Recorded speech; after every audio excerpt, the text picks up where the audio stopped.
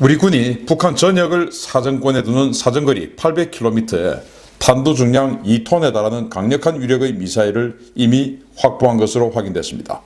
우리 육군 미사일 사령부가 북한 전역을 사정권에 두는 사정거리 800km, 탄도 중량 2톤의 고위력 탄도미사일은 물론 사정거리 500km에 탄도 중량이 무려 4톤에 달하는 초강력 지대지 탄도미사일 확보에 성공했다는 소식입니다.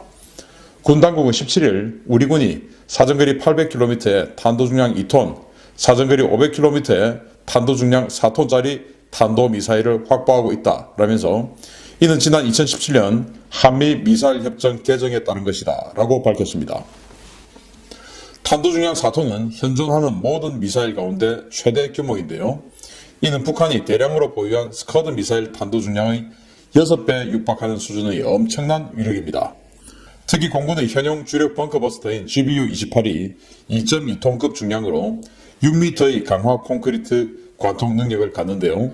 극초음속으로 충돌하는 탄도미사일의 4톤급 탄두를 벙커버스터로 제작할 경우에 수십 미터의 관통 능력을 보유할 것으로 알려져서 북한의 지하시설을 매우 효과적으로 파괴할 수 있을 것으로 기대됩니다. 군 당국이 탄도 중량이 2, 3톤급인 탄도미사일들을 다수 개발하고 있다고 전했는데요. 아무쪼록 이 미사일들이 대량으로 배치돼서 북한에 대한 강력한 응징보복 능력을 갖출 수 있기를 바랍니다. 야, 이거 정말 대단한 미사일이 될 수가 있습니다. 지금 한미 미사일 협정이죠. 처음에 180km 이하의 사정거리만 제작해라 하다가 미국이 이제 ATACMS 우리에게 팔기 위해서 300km로 늘려줬죠. 그러다가 이제 이명박 정부 시절에 그것을 800km인데 그래서 이제 트레이드 오프. 그러니까 뭐 800km까지 가면은 탄도 중량이 아주 작고 뭐 이런 식으로 이제 킬로미터당 킬로그램 탄도 중량을 바꾸는 이제 이런 식으로 해서 주변국에 위협이 되지 않는 정도 수준까지만 허용을 했다가 이제 이것을 2017년에 바꿨죠. 자, 그런데 우리 군이 그런 탄도 중량의 제한이 없어진 상황에 따라서 우리 군이 주어진 그 사정거리 내에서 가장 강력한 미사일을 가진 겁니다. 일단 800km를 날려보내면서 2톤의 탄도 중량을 가진다. 북한의 노동 미사일이 한 1톤 정도 되는 탄도 중량인데 그것보다 2배의 위력이죠. 단순하게 2배의 위력이죠. 승수 효과 빼고 그냥 무게만 따져도 2배의 위력입니다. 정말 대단한 건데 그런데 이제 500km를 날려보내면서 4톤의 탄도 중량을 가진다. 이거는 정말 초유의 일이 아닌가 싶습니다. 전 세계에 이런 미사일이 있을 수도 없고 있지도 않았다고 저는 봅니다. 왜냐? 필요가 없죠, 이런 게. 그런데 우리는 이 사정거리 제한이라는 이 제약이 있기 때문에 궁즉 통이라고 공하면 통한다. 그래서 우리는 이 공항 끝에 최선의 무기 체계를 만들어낸 게 아니냐 생각이 되는데요. 자, 일단 이게 얼마나 대단하냐. 물론 여기에 정확한 어떤 내용, 신관 이런 것들이 어떤 건지 제가 알지를 못합니다만은 예를 들어서 만약에 이게 벙커버스터 용도로 신관을 아주 강하게 조절을 할 수 있다면 엄청난 스피드로 내려꽂혔을 때 이 무게가 내려꽂혔을 때 그게 즉시 폭발하지 않고 지연 신관을 만들 수 있다면 이거는 벙커버스터로서 세계 최고의 벙커버스터가 될 수 있지 않느냐라고 생각할 정도입니다. 왜냐하면 이제 미국이 가지고 있는 GBU-57 모험이라고 하죠. 그게 이제 탄도 중량이 한 2.4톤 정도 되고 그리고 총 무게가 한 13.6톤 정도 돼요. 그 정도로 초대형 벙커버스터인데 이게 이제 B2 스텔스 폭격기에 2발이 장착이 됩니다. 이걸 가지고 이제 내려 꽂았을 때 강화 콘크리트 60m를 뚫고 들어간다. 일반 지층은 200에서 300m를 뚫는다. 이렇게 알려져 있습니다. 그 왜냐? 일단 13.6톤에 달하는 아주 무거운 무게 그것을 이제 한 10km 정도 고도에서 떨어뜨리면은 이게 이제 내려가면서 점점 중력에 의해서 또 무게에 의해서 가속도가 붙겠죠.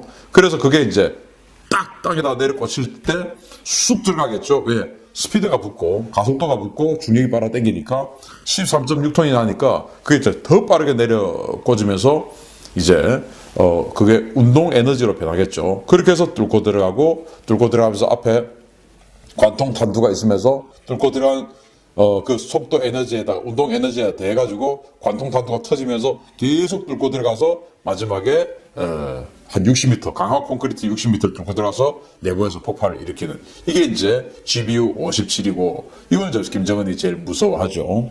그런데 우리 이 탄도 미사일 4톤짜리 탄도 미사일을 만약에 이런 식으로 벙커버스터로 만든다면 저는 이 미국의 세계 최고의 벙커버스터인 이 GBU 57보다 최소 10배는 더 강력한 관통 능력을 가진 벙커버스터가 될 수 있지 않을까 생각을 합니다. 왜냐하면 이게 그 운동 에너지가 중요한데 뚫고 들어가려고 하면은 운동 에너지는 질량 곱하기 속도의 제곱이에요.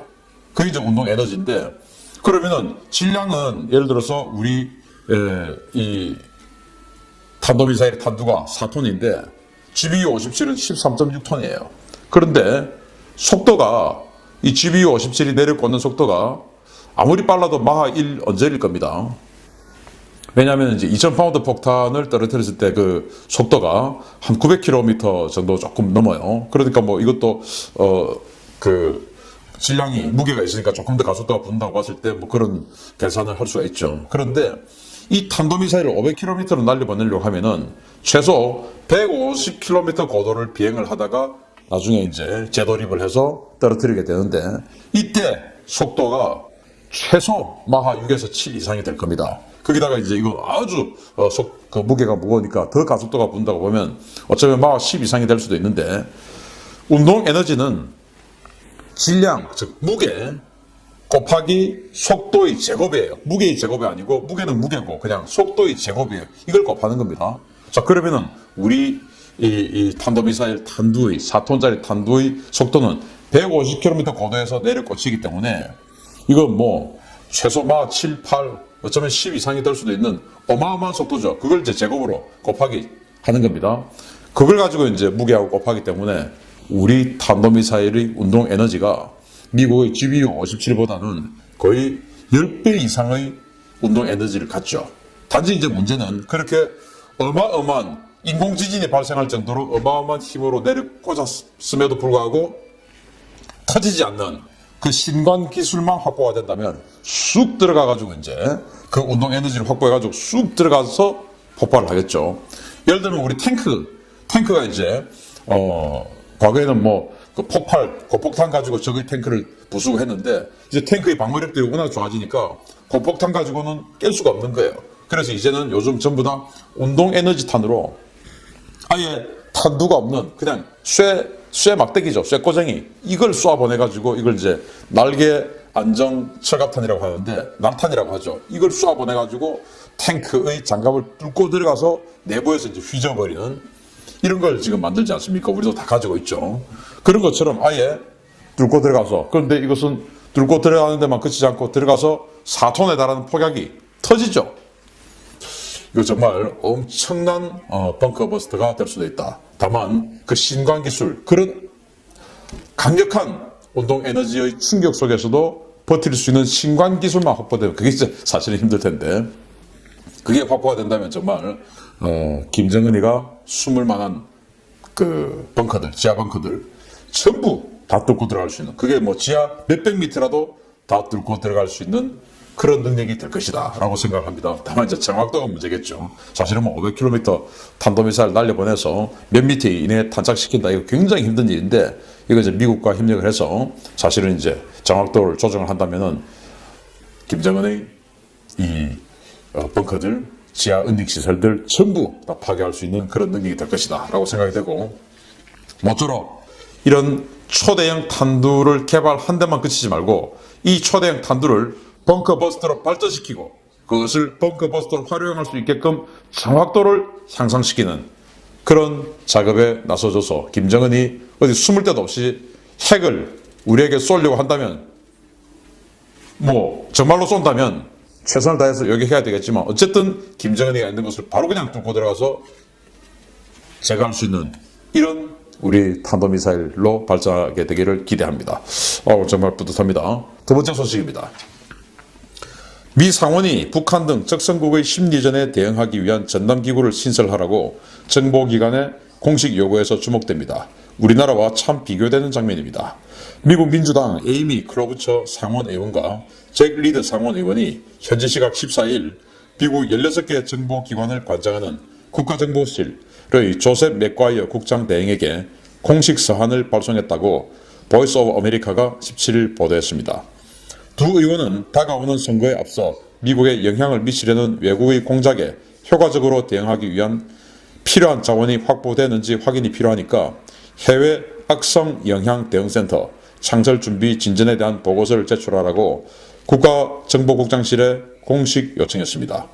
해외 악성 영향 대응센터는 중국과 러시아, 북한 등 적성 국가들이 미국 내에서 수행하는 인지 조작 등 심리 공작에 대응하기 위한 전담기구로 적성국의 선거 개입과 여론 조작 등을 차단하고 대응하는 임무를 수행할 예정입니다.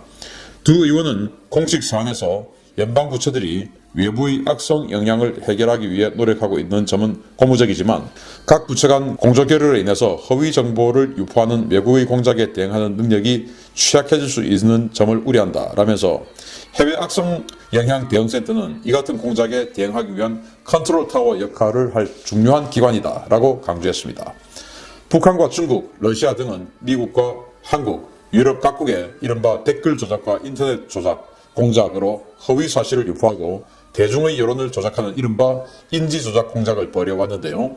여당이 아닌 야당에서 이러한 여론 공작에 대응하는 전담기구 신설을 강력하게 촉구했다는 점이 우리나라와 참 비교되는 모습입니다. 댓글 공작, 여러분들 많이 들어보셨죠? 과거 국정원 댓글, 기무사 댓글, 사이버 사령부 댓글 이런 이야기도 많이 들어봤고 한데 요즘도 댓글 공작 많이 하죠. 제 유튜브 채널 우리 국방TV 같은 경우만 봐도 사실은 정말 영어로 이렇게 의미 없는 영어로 된 그런 아이디들이 말도 안 되는 그런 그 글들 적어 놓은 것들 많이 보셨을 겁니다. 저는 그 분명히 그 적성국의 사이버 전산이라고 생각을 합니다. 그리고 우리 포탈을 네이버나 다음 같은 포탈에도 마찬가지예요. 그런 것들 굉장히 저는 제 눈에는 얘들 분명히 어디 해외에서 지금 들어와서 조작하고 있구나 라고 생각을 합니다.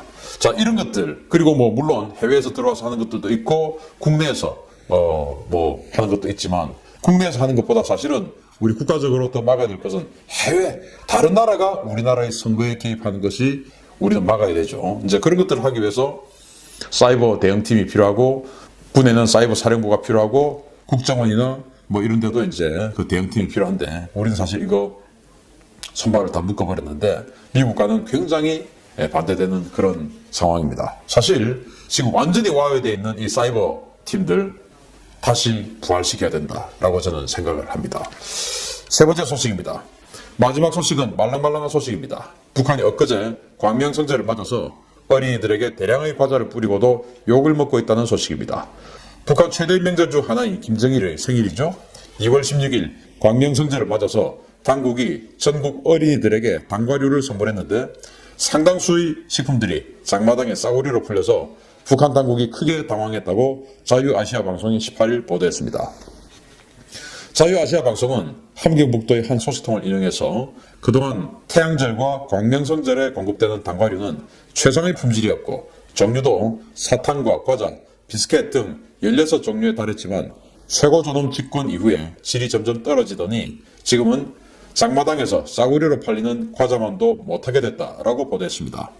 형편없는 맛과 품질 때문에 주민들은 특별 공급받은 단과류를 장마당에 싸게 내놨는데 과거 킬로그램당 8,000에서 만원에 거래되던 단과류들이 싼 값에도 팔리지 않아서 농촌에서 헐값에 유통되고 있다고 소식통은 전했습니다.